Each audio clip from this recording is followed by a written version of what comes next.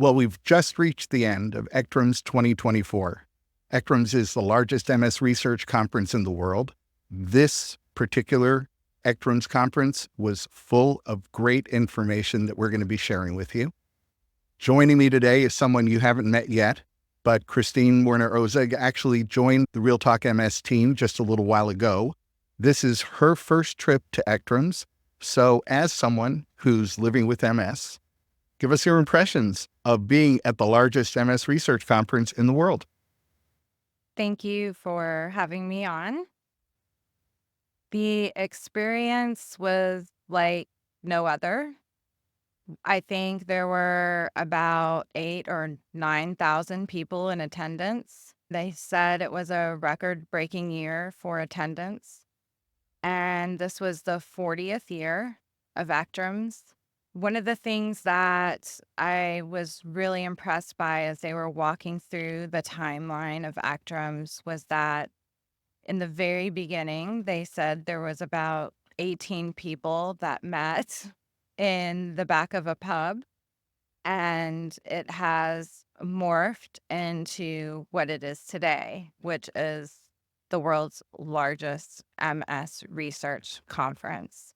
The theme this year was dedicated to the dedicated, and I got a little emotional when I saw that because there are people that come from all over the world, researchers and clinician scientists who are all trying to find the trigger, the source, the biological mechanisms, the pathology, the reasons why people are getting MS, the reasons why people are progressing in the disease, and people trying to develop targeted therapies for people like me and people listening. It was a wonderful thing to see. There were over what did they say, about 16 to over 1,700 abstracts that they covered. So obviously we won't be covering them all. But there, like John said, there's a lot of great information, great announcements that were made, and exciting news and exciting research going on. There's always been this ongoing debate among some people who are living with MS as to whether or not they ought to be at these kinds of conferences. Frankly, they're not set up for the patient community. And by that, they're expensive to go to. The registration is costly and the days are long. It's not a place for fatigue to set in. So given all that, what's your opinion? Is this a place for people who are living with MS? I would definitely agree. Although I attended and I enjoyed attending, I am involved in a lot of different research initiatives. It it is not set up for patients. The audience is not a patient audience. This is a research-driven conference. The audience is researchers and clinician scientists, and the topics of discussion are very scientific, data-driven outcomes. They're all using their wonky, sciencey language, and it makes it hard to decipher if you're not a scientist. Yes, these are not plain language, and that's why we are here to help people navigate the, I guess, hot topics, if you will, that have come out of it. Speaking of those hot topics, let me ask you, what resonated most with you of all the things you've seen and heard, all the people you've talked to over the last 3 days? What's top of mind? They designated several areas that were hot topics for the researchers, as well as what they thought the community would be interested in. I think they aligned well. Some of the hot topics were things like neuroprotection, pathogens such as EBV and MS, different types of data-driven research, different types of foundational research. I think what resonated with me the most that I did not anticipate was a lot of talk about women's health issues in MS and how they have been understudied in the past, even though we make up between 70 and 75% of the population affected by MS. And there's been quite a bit of research and presentations at this ECTRIMS around that. I think that's what's funny.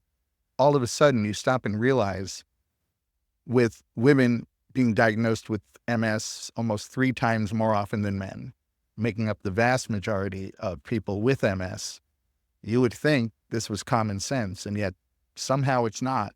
And when you look at women's health issues in general, women have to deal with things that men don't think much about: pregnancy, menopause, all of that. And so over the lifespan, as a woman's biology continues to evolve over time, that and that woman happens to have MS, that MS is affecting those changes in her body, and those changes in her body are affecting her MS. The fact that it hasn't been studied in more greater depth than it has been is shocking, but it looks like the tide has turned, and we're going to see a lot more research being focused on women's health issues. Exactly. And I guess it was interesting to hear the buzz around that. And I was surprised, like you, that it's this obvious kind of thing that just hasn't been widely addressed. And I'm really happy to hear that it's taken off in this direction now. So I'm hopeful that those of us women like me living with MS are going to start hearing more and more news around the issues that you just mentioned. Aside from that particular topic, any other news, announcements, presentations that caught your eye?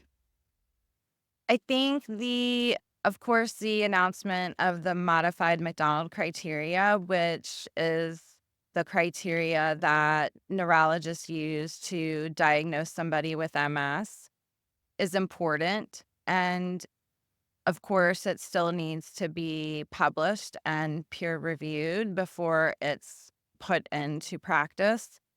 But the takeaway for me was that it's going to help people get diagnosed earlier, more quickly, more accurately, and avoid misdiagnosis of MS. Those things are all very important. And I think it will also help reduce the amount of unpleasant things like spinal taps that people may have to go through for diagnosis. The reason why I was moved by this criteria is, for me personally, it took over 5 years before I got a diagnosis. And if a couple of these criteria were in place during the time I was trying to get a diagnosis, I would have received my diagnosis. So I'm very excited for the people who have yet to be diagnosed because I think this will help them get treatment early. We don't talk about it very much, but the degree of misdiagnosis in MS is alarmingly high. People get it wrong. So people who don't have MS are frequently diagnosed with multiple sclerosis. They end up going on a disease-modifying therapy, which everybody knows is a costly endeavor, regardless of your insurance. And they're on it sometimes for years before they realize, or someone realizes, someone who's caring for them, whether it's a neurologist or another specialist, they realize, hey, this person doesn't have MS. They can stop taking that DMT. On the other hand, you have people who have MS who are misdiagnosed as not having MS. Someone like you spent 5 years wondering what the heck's going on. And those 5 years could have been spent on a disease-modifying therapy. We all know that early intervention leads to better outcomes. So the sooner you get an accurate diagnosis, the better the long-term outcome is for you. Exactly. So I think this is a great modification to the criteria and, of course, will help everyone. They also mentioned that some of the changes have the ability to help countries that are more underserved, that may not have all of the technology that other countries do, to be able to diagnose people faster and more accurately. I think that was also a big plus to the modification of the criteria. There are countries with people who are living with MS in them who have one MRI machine. And so, yes, it makes it really hard. The more you can provide options for an accurate diagnosis, all the better. Yes, for sure. So, anything else top of mind? Anything else catch your eye? Anything else worth talking about right now? The other big news were the phase 3 trial results for the BTK inhibitor, tolebrutinib.